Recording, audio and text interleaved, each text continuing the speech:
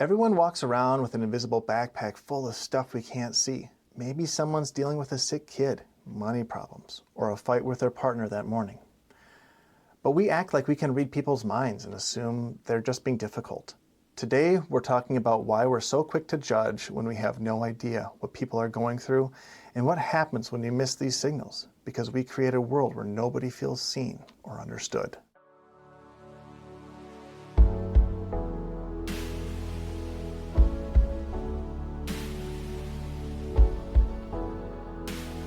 Picture yourself walking down a busy street, and if everyone were to be carrying a backpack with them along the way, you would not be surprised to see them walking strangely, perhaps being a little irritated.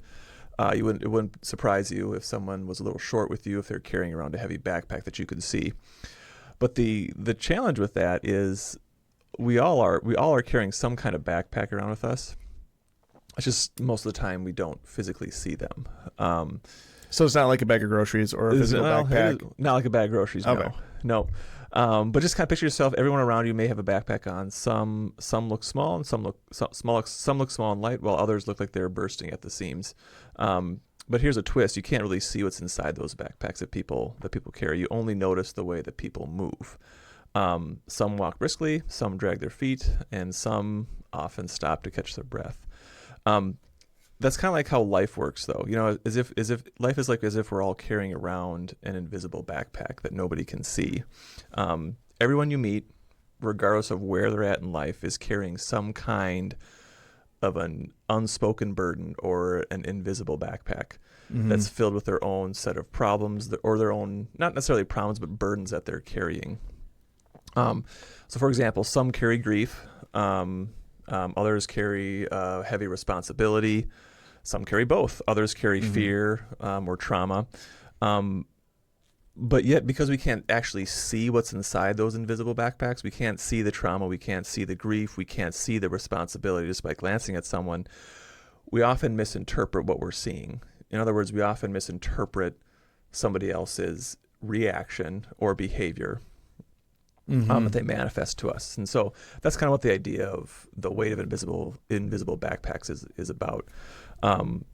It's to point us to the fact that we're all carrying some kind of burden or weight in our lives, and that in turn impacts how we respond to others. Sure. And how we visualize others. That makes a lot of sense. But to kind of frame it a little bit, to kind of not use so many analogies, really what I'm talking about with an invisible backpack is unseen emotional, mental, or practical burdens that we all carry. And we all carry those, whether it's stuff at work, stuff at home, stuff in our relationship. We all have these concrete things that are present in our lives that are burdens that we have to bear. And some are good and some are bad. For example, personal struggles. We may have mental health challenges. We may be faced with some kind of illness. We may have financial strain. We may have a broken down car that we need to get into the mechanic that we're trying to figure out how to do that while at the same time rushing off to work in the morning. So we all have these different burdens. As far as relationships go, maybe somebody has the extra burden of caregiving for a sick relative. I have a neighbor down the street, for example, who has their elderly mother living with them.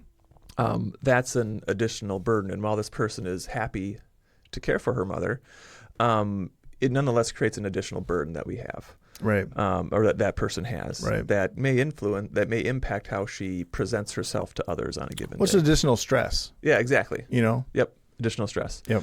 In other areas, we may have conflict in our relationships. Believe it or not, as you recall, relationships consist of imperfect human beings most of the time. And so there's always going to be, at some point, there's going to be conflict. It's not a matter of if, it's a matter of when. And so a lot of us may be carrying that relational burden of conflict at any given state. And some conflicts are short, meaning they're just a morning disagreement. But other people have more serious conflicts in their relationships. Maybe someone's in a marriage or a long-term relationship that's starting to fall apart, and there's starting to be significant differences. So that's kind of the challenge that we face. Some people have the relational burdens of loneliness. They have no relationships, or they don't have fulfilling relationships, and that in and of itself can be a burden. So we have personal struggles, relational struggles, but we can also have what I call societal or cultural struggles. And this is kind of where it gets kind of more nuanced. And this is the stuff that we really don't see. So it could be that someone's going through life with systemic barriers, whatever those may be. One example may be like the glass ceiling that a lot of people feel that they experience in a work setting, for example. Society has constant expectations on us. What does it mean to be in our case, a white middle-aged male? And there's a certain set of expectations put upon us. What is it like to be a woman in society? That carries a whole other set of expectations, and those are all cultural loads that we carry. Even though we don't always consciously think about them, our society is set up in a way that we carry those with us all the time. And a lot of times we're not even aware of it. Sure. And then you add on top of it the fact that the idea of discrimination in whatever form it may take. I'm not trying to get political or on here or anything, but the fact is that a lot of people do experience discrimination of some form or another. And that is a cultural or societal load that we carry. If we're on the receiving end of that. I would say in some ways, I could be wrong, but it seems like at some point everybody receives some form of discrimination. I think so. That doesn't have to be skin color. Right. It doesn't have to be your sex. It can be a number of different things. Anything. Yeah. Discrimination is not just those couple things. Yeah. Right. You're too thin to be on the football team, for example. You know what I mean? That kind of thing. That's a form of discrimination, right? Right. It doesn't necessarily mean that, well, I don't know if I can articulate it correctly, but sometimes it doesn't seem like the discrimination in that sense that's a safety thing. Well, sure. So it's not always not always a negative connotation. I mean, it can be for that situation. It'd be a safety thing. Let's use an extreme example that is good. That makes absolutely no sense and is ridiculous. But we're all in the thick of the football season, right? And the NFL season. So, no matter how much I want to be on the Minnesota Vikings, if I were to go try out for them, they would discriminate against me. They would say, "You're not good enough to be on our team. We don't want you here." Right? Get out of here. That's kind of discrimination. Right. Now that's an extreme example, and there's certainly much worse examples of discrimination. But that's kind of, we face that to some way, shape, or form in our lives to some degree. Right. And certainly there are groups that have it much more significant than I do. Right. But nonetheless, it's a load that we carry to some degree that impacts our lives. Right. And it's important to remember that some of the weight we carry from these different loads really isn't even ours. And that is, we inherit it. And research has actually shown that there's these generational expectations that are passed on to us. I call them cultural scripts that are passed on to us. Yeah. Like, how are we supposed to behave in our modern society? Those are all passed on to us. Or there's even family stories that weigh us down, even if we never agreed to them. So there's research that shows that these generational expectations, these cultural scripts, or even these family expectations or stories that are unspoken, we're still aware of them and they still weigh us down. Right. Even if we never agreed to participate in them. And they can be so damaging. They're still there. Yeah. They really can be. Yep. Well, there's that constant pressure to perform a certain way, to be a certain way. And that obviously impacts someone's well-being, and then how they, not only their well-being, but also how they interact with the world around them. Right. There's so much more with how we respond to others and how we respond to life in general that goes so much beyond just that moment that we're in. Right. But the challenge with these invisible backpacks, as we call them, is we often judge people not by what they carry, but how well they carry it. So that's a good point. If someone walks in the front door at work and they have a scowl look on their face, or what's our initial reaction? What's wrong with you? Boy, they're crabby today. Right. You know, that's our initial response, right? Now, we don't all say that all the time, but a lot of times that's what we think is, oh, that person's in a mood today. But we don't think about what's behind that. You know? We just look at, oh my gosh, we just look at the physical manifestation of the load that they happen to be. They could very well be just not a morning person. True, but I would argue that most of the time it's much more complex than that. I know. Right. I was just trying to be like, we both know you're not a morning person. I'm not a morning person. You know. I wish I was. I'm like, you're kind of a morning. You're not really a morning person, are you? I'm a morning person by necessity. Yep. I'm not a morning person by nature. This guy's By got some necessity. serious discipline. Oh, I've been trying. I've been I'm trying not that so hard. disciplined. It's just, oh my gosh. I'm not that disciplined. I really am not. We get up at like 4 o'clock in the morning to work out, or 4:30 No, I or sleep whatever. until 4:30. What's that? I sleep until 4:30. This guy sleeps in until 4:30. Yeah, Like- most days. What? Most days. On Saturdays you sleep in. You actually treat yourself to getting up earlier than that. Yeah, actually, I get up. Yeah, I get up earlier than that so I can get my 20-mile walk in. Yeah. Yeah, I walk to New Prague and back every day. Seriously? Every Saturday. Yeah. Oh Yep. my gosh. No, I do not. This guy's a freak. No. I'm actually quite lazy on the weekends, but Well deserved though. anyway, so we kind of talked about how those invisible backpacks kind of how they manifest, but like let's talk about the psychology behind it for a little bit if we can. Yeah. So these invisible burdens that we all carry, they have what I call a cognitive load, and the cognitive load just means what's the mental strain that's put upon us because of those. And so that mental strain that we have, or that cognitive load that we experience from those burdens that we carry, those invisible burdens that we all have, it can do things like it can reduce our focus, it can reduce our patience, it can reduce our ability to engage in decision making in an efficient way. And so that can also result in us making poorer decisions than we typically would. Sure. So think of it like a parent juggling bills in the moment is more likely to snap at a child. Not because the parent's impatient, but because their mental bandwidth is overloaded, right? Right. Most of us as parents, or all of us as parents, we don't have a desire to snap at our kids. But given the cognitive load that we're experiencing at a given time, we may do that by accident. And that's not because we're bad parents. Right. It's because at that particular time, we were dealing with something that reduced our mental load to be able to respond to them in the right way. I gotta thank God for the grace that children have, because my gosh, the amount of times that I snip unjustifiably at my girls, and they still come at me with love, you know. Yeah, kids are very resilient. They are. For sure. They are. To an extreme degree, a lot of times it's interesting how seemingly a lot of times it doesn't matter how severe a situation can get with a parent. Or kids always want to go back to their parents, and it's kind of a built-in resiliency. Right. Well, so there's a cognitive load. There's also trauma's impact. So a lot of it. So not only do we all have cognitive load, but if someone's experienced trauma in their past, that also has an impact on them. And I'm not saying that trauma should be used as a crutch. It's just more of an explanation. So we have the cognitive loads that we all have. But then if somebody has trauma, significant trauma in their life, that actually is it's layered on top of our cognitive load that we carry. That's just one more thing that the person has to bear on a daily basis. So past experiences like that, they kind of sit in our invisible backpacks, and then they can show up unexpectedly. For example, we can overreact. Someone with a history of trauma can overreact to seemingly small triggers because their load is actually heavier than it really looks. Mm-hmm. And it's sometimes we don't know, particularly those of us that have experienced trauma, they don't really know what triggers their reaction, but there's something deep inside that triggers that trauma response in a way that can kind of manifest itself outwardly as a problem to others. Sure.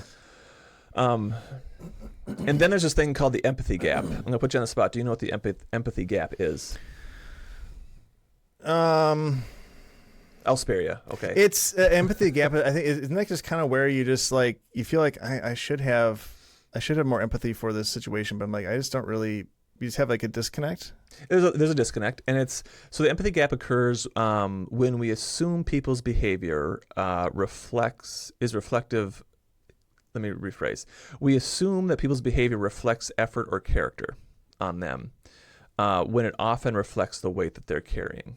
Now, here's the thing. Yeah. Here's what's interesting: is if you're going through a hard day, or you're crabby, or you realize that I'm kind of cranky. If we do that to ourselves, we always assume, or we always justify our struggles with to external factors, right? My car broke down. Right. My kids were giving me a hard time this morning. I'm dealing with financial stress. All those kinds. We always attribute them to external factors. However, when we perceive somebody else to be having the same set of problems, the crankiness in the morning, or however they're manifesting to us, we always attribute that to character. We tend to automatically attribute that to character in them. Does that make sense? Yeah. So when we're engaging in it, when we're engaging in the external, We demand that everyone problems, knows. we automatically ascribe the reason for that to be external to us. Whereas if we see somebody else struggling with something, we tend to ascribe that to their effort or character. What's Does that wrong make sense? with them? Right, exactly. Rather than what's going on outside of them. Right. So it's just important to keep that in mind, and it's kind of an interesting phenomenon that we all as people do if we're not careful. There's a lot of that going on. It Yeah. seems to be getting worse and worse. I don't know what the deal is, but it just seems like everyone just has a lack of empathy. Yeah. Maybe more online than anything. Mm-hmm. But it just seems like that people just almost see people as like subhuman in many cases. I don't know if that Sometimes we ties do, it or I not, think. but The further removed we are from someone, I think the easier it is to dehumanize them. Yeah. So it's easy to look at somebody that's on a news story. Like, this is an extreme example. Somebody in the news that has done something horrible. It's much easier to dehumanize that person than it is to dehumanize a person across the table from you. You know, that's why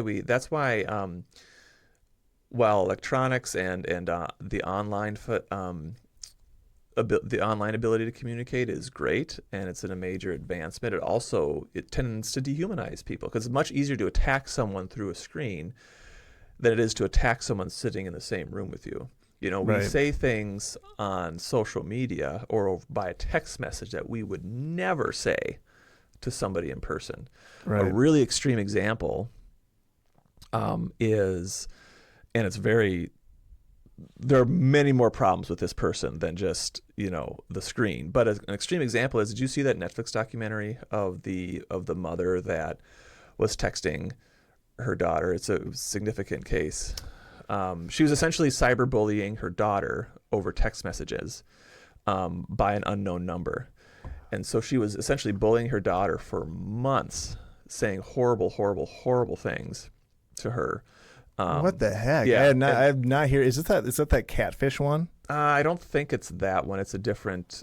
I forget the name of the documentary is escaping me. But my point is, she would never do that to her daughter sitting across the table. Right. She would never say the things she said over text messages to her daughter face to face. Right.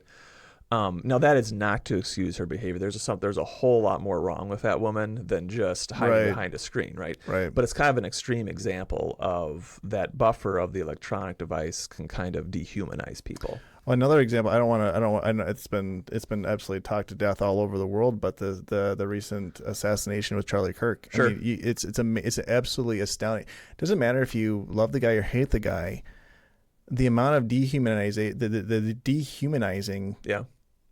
is just sickening. Yeah. I mean,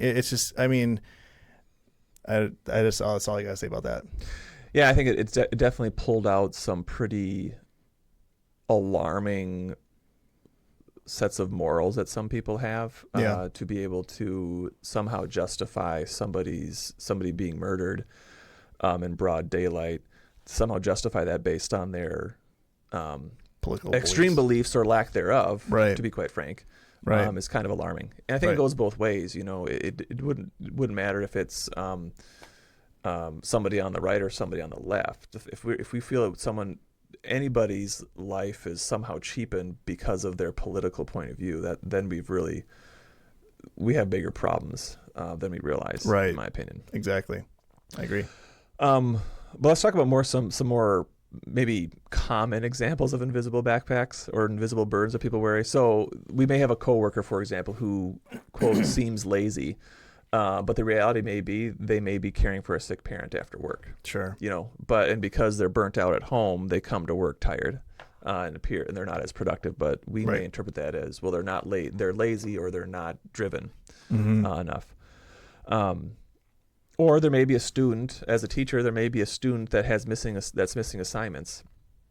And the initial response may be, well, that student just doesn't care. But maybe the reality is they're working 2 jobs to make ends meet for their family. Right. I've encountered a situation like that before. Gosh. Or maybe you have a friend who withdraws from social life, not because they don't value connection, but because depression fills their pack with bricks. You know, if someone's faced with depression, right, they're not able to engage in the same level. And it's not because they're just a loner. It could, or an introvert. It just could be because of the mental health getting in their way. Right. And the thing to remember is sometimes even the heaviest of backpacks, they aren't made of one giant stone, but 1,000 small pebbles. Right. You know, traffic, bills, criticism, worries, all those can pile up and accumulates until you can barely move. So it's important to keep that in mind, that you don't need to have these big bricks that sit in your backpack. But Right. you have 1,000 small ones that weighs the same. It's kind of the idea of what weighs more. A pound of lead or a pound of feathers? Well, they're both the same. Right. Well, yeah, exactly. I would almost think that having 1,000 pebbles is probably far more common than having a giant boulder Exactly. in your back. Because I'm always carrying a backpack, and I can guarantee you I have at least 1,001 Right. little pebbles I'm carrying around. Well, but some pebbles are really small, like a grain of sand. There's definitely some that are bigger. Some pebbles may be more like a rock that fits in your hand, you know? Yeah. So there's all, and it's different for everybody. You Right. know? Some people have really big rocks and some people don't. Right. But point. I think it's important to also, in that vein, is to not compare backpacks. You know, from the standpoint of, don't, just because somebody else, for example, may have a bigger burden in some area, that also, the fact that they have a big burden doesn't minimize What you're going through. Right. Right. And sometimes we tend to do that. We tend to say, well, yeah, this is going on, but I really shouldn't complain because that person over there, they're dealing with a whole lot more than I am. There's so much comparison going on all the time. And I think it comes from an okay place. You're trying to not deflect, but you're trying to It's kind of like trying to pick yourself up a little bit. Like, hey, I don't really have it as bad. Yeah. Yeah. But if we don't have the proper perspective, it's easy to stuff what we're going through, which will eventually come out sideways anyway, if we're not careful. Right. That kind of leads to the next point, is what's the danger of ignoring our backpacks, or what's the danger of ignoring the burdens that we have? So if we ignore those burdens in others, we could mislabel them, kind of like we talked about before. They're lazy, they're selfish, they're cold, they're an introvert. You know, if we ignore those burdens, we're likely to label others with something that's completely inaccurate. And kind of to our point we just made, if we ignore our own burdens that we have, or our own backpacks that we're carrying around, Mm-hmm. we pretend we're fine until we collapse. And this is a very common thing. We go up to people and we ask them, how are you today? The typical response is, I'm fine. I'm good. I'm good. And it's always interesting to me, and I do it all the time too, right? You almost can't help yourself. It's one of those social graces. But I think if we ask somebody, how are you? And we genuinely want to know how they are, and the person genuinely gives us a response, most of the time we're not going to get good or fine, right? If they're going to give it, they're going to give us a genuine response. And so it's important that we don't pretend we're fine, because at some point we're going to collapse under the weight of the backpacks that we're carrying around. I try to, I learned, someone told me that, I became aware of that years ago, and I tried changing. I think you might have even said it, like, if you ask someone, how are you, you need to be prepared to hear and engage. Right. Because you're asking them a question, you're asking them how their day is, you're asking them how their life is. Mm-hmm. You need to be prepared to sit down and talk with them for a good few minutes, because they might give you an answer that you're not expecting. Right. Because if you want to hear if all you want to hear is I'm good, I mean, maybe just say, hey, it's good to see you. Exactly. Instead of how are morning. you? Right. Good morning. It's good to see you. Yeah. Yep. It's just it's almost though you can't help yourself when you see someone it's so automatic. How are you? Oh darn! I said it again. I meant to say it's good to see you. I don't want to know how you're doing. I don't want to know how you are. I just want to say it's good to see you. To be honest, I guess to be honest, no one really wants to know how you're doing, and not really true, but in general, you don't really want to know how they're doing. You want to hear them say I'm good. Correct. Yeah, you want to hear that. You want to know if they're okay. Right. Is really what you're getting. Yeah. Check in. Yeah. So all this kind of moves into like, how do we lighten our load for both ourselves and for others? So personally for us, the first thing, it's really important to name your backpack or name your burden. What are you really carrying around? And for some of us, that's a lot harder than others. There's some of us that are very introspective, we're very reflective, and we're aware of what's bothering us. And for others, it can be very difficult to uncover what's really bothering us or what we're really carrying around. So for some people where it's easy to identify those things, just a simple honest reflection in a moment may be helpful. For people who like to write, you can certainly journal it, write it down. For other people that have a hard time identifying what they're carrying around, something like therapy or counseling may be necessary or helpful to kind of help unpack, what are the things that I carry on a given basis? What are my tendencies to internalize burdens? Mm-hmm. And what are those burdens specifically? And to be able to process that and unpack it is very healing and helpful. Right. The other thing we do is if we have a backpack that's too heavy or too awkward, we redistribute the weight, right? And that's the also thing that's what we need to do if we're carrying our own invisible burdens around is redistribute the weight. What do I mean by that? Well, by getting some kind of community support. Human beings are meant to be in relationship. We're meant to be in community. And we're meant to share each other's burdens to an extent. And if we don't have that community of support, we're not going to be able to handle the loads that we carry around on a given day. Sure. So it can be community support, friendships, professional help, like I just mentioned, therapy or counseling, or even coaching in some situations.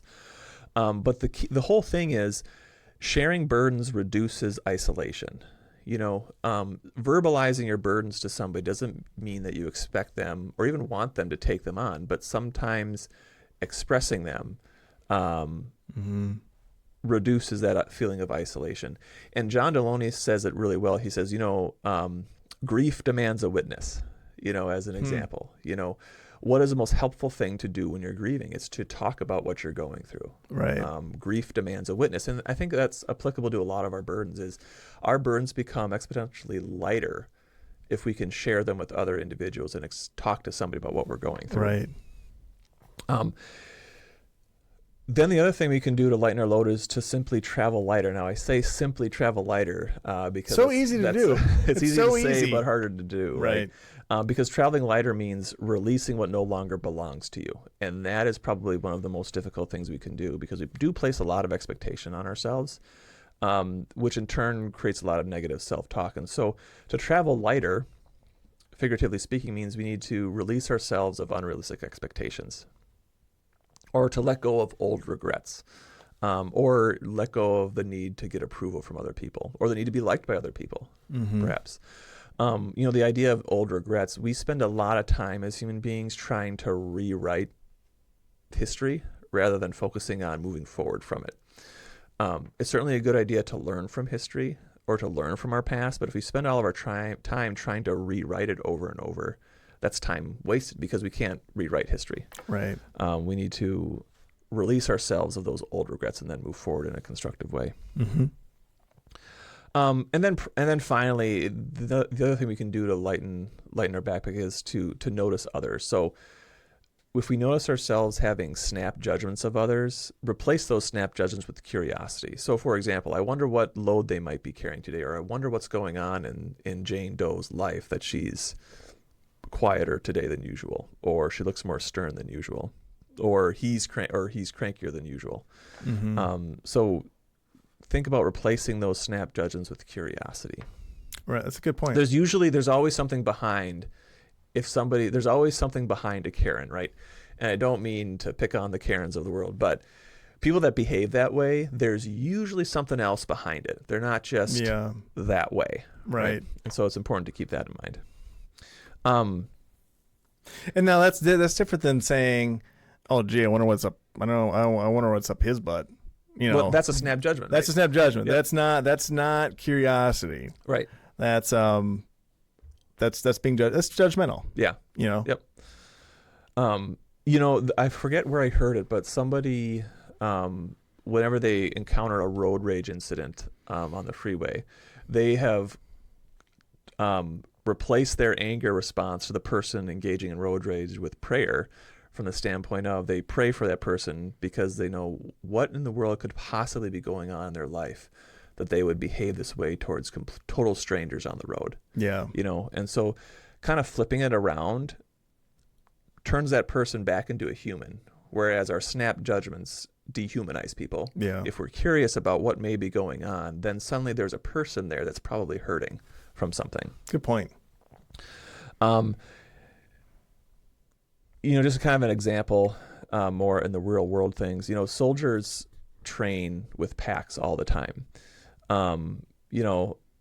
And a lot of times they'll be carrying packs that are 40 to 60 pounds, which is a lot. I standardize weight by comparing them to a bag of softener pellets. And every bag of softener pellets is 40 pounds. So it's a good reference point for me. Yeah. And so you think of these soldiers that are carrying essentially 2 bags of water softener salt around with them all the time. It builds endurance, but what they also do is they also rotate the burdens around, and they also pace themselves, and then they support one another from a military standpoint. And nobody carries the full load alone forever. No soldier carries the full load themselves the whole distance. And it's the same way in life with our psychological burdens that we carry. Nobody should have to carry those alone forever. It's just not healthy. Yeah. Do you feel like, the softener salt 40, do you feel like the 40-pound softener salt bags weighs heavier than like a 40-pound dumbbell? Because I feel like it does. I would say the weight is distributed differently. Yeah. In the dumbbells compared dumbbells to a lot the more 40-pound compact bag, so it definitely feels different. And that kind of proves my point. Is the distribution of weight impacts the ease with which we're able to carry it. Yeah. So that's a good point. Yep. So practical takeaways for you guys as we're wrapping up here. I would encourage people to ask yourselves, what's in your backpack right now that you're carrying around? What's in there that you can perhaps put down, that you can release, that you can let go of, and what's in there that you have to carry? Sometimes, or a lot of times, just being aware of the burden that we carry redistributes the weight so that we can carry it on. I would also encourage people to figure out, like I said, identify one burden that you can put down, or one that you could share with somebody else. A lot of times, and I'm stereotyping a little bit here, but men are not as emotionally and psychologically intelligent as most women are, and so it's much more difficult for us to share our burdens with other people. That's not to say that women are free of this either, but I know from my own standpoint, it's very difficult for me to share my burdens with somebody else. Even with my wife, I tend to clam up and shut down rather than share. And it's important to identify what burdens you can share with those that are important in your life. Sure. And then it's also important when we notice burdens in other people is to practice empathy. Next time someone is short, distracted, or distant, I would encourage people to pause before judgment. And just remember that you don't know what their backpack actually holds. I got to say, I really struggle with empathy. I really do. I don't know. I don't know. I used to have a lot of empathy, but I've noticed that in recent months or years, I've just had a little bit less empathy. I don't know. I'm not know why, but in other cases, I have way more empathy than I think I should. I don't know. It's easy to get kind of wrapped up in, pull yourself up by your bootstraps, bucko, and move on. Yeah. And I think it's good to have some of that, but at the same time, we can't go too far in that direction either. There needs to be some accountability, perhaps. Yeah. But also recognize that there's usually more more than what meets the eye with people when we're interacting with them. Yeah. And so just kind of think about, if people could see your backpack today, what would surprise them the most? And I think that's a question that if we ponder, I think it kind of helps us unpack that, we're carrying a lot of burdens around, just at baseline, especially in our culture and society. So do you think it's easy for someone to see when you're carrying your backpack? What's that? Do you think it's easy for other people to see you carrying a backpack when you're carrying one? Me personally? Yeah. Probably. Yeah. I think people know. At least people that have been around me a lot. Yeah. I tend to be a rather stoic person. And So I think You give off a frequency. I do tend to give off a frequency. Yeah. Yep. It's a frequency or vibe, whatever you want to call it. It's like you can, I can tell. Yeah. I mean, I've known you for 40 years, so I guess True. I That I is probably true. You have known me for a while. I have known you for a little bit. That's for sure. But yeah, I think for me, I think I have a tendency to really wear it on my sleeve. I think I make it extremely obvious when something's bothering me, just because I don't know if I have the emotional maturity to handle it in a less outward way, maybe. Well, we all process things, or we all respond to things differently. Yeah. It's not about processing; it's just about how we respond to things. And that's what makes us unique. If we all did everything the same way, we'd be robots, like I always say. Right. And so we all have our own different ways of responding to things, and those are all tied to what we've been through in life, what we've been through that day, what we've been through that week, what we've been through that month and years, and so on. And so there's so much more than just personality that plays a role with that. It's your personality and your tendencies, but also what's going on that you're responding to. Right. So I would encourage listeners, one challenging thing that I would encourage people to do is rather than give people the old, "Hi, how are you?" Maybe ask, how's your load today? And see what kind of response you get. You may get kind of a strange pause, because it'll force a person to provide a response, more of a response. Not an automatic. And they may not give you anything. They may just say it's fine, but you can tell that you'll get them to pause and think. That's good. I'm gonna try that. Yep. So in closing, hidden burdens shape everything about how we move through the world, but noticing them can change the way we carry ourselves and each other. I like that, Josh. Thank you for listening to this episode of the Non-Static Podcast. If you want to keep the conversation going, sign up for the Non-Static newsletter at nonstatic.org. And if you or someone you care about is struggling with their mental health, you can connect with us anytime at Inspire Services at inspireservicesllc.com. Take care, keep moving forward, and as always, enjoy the journey.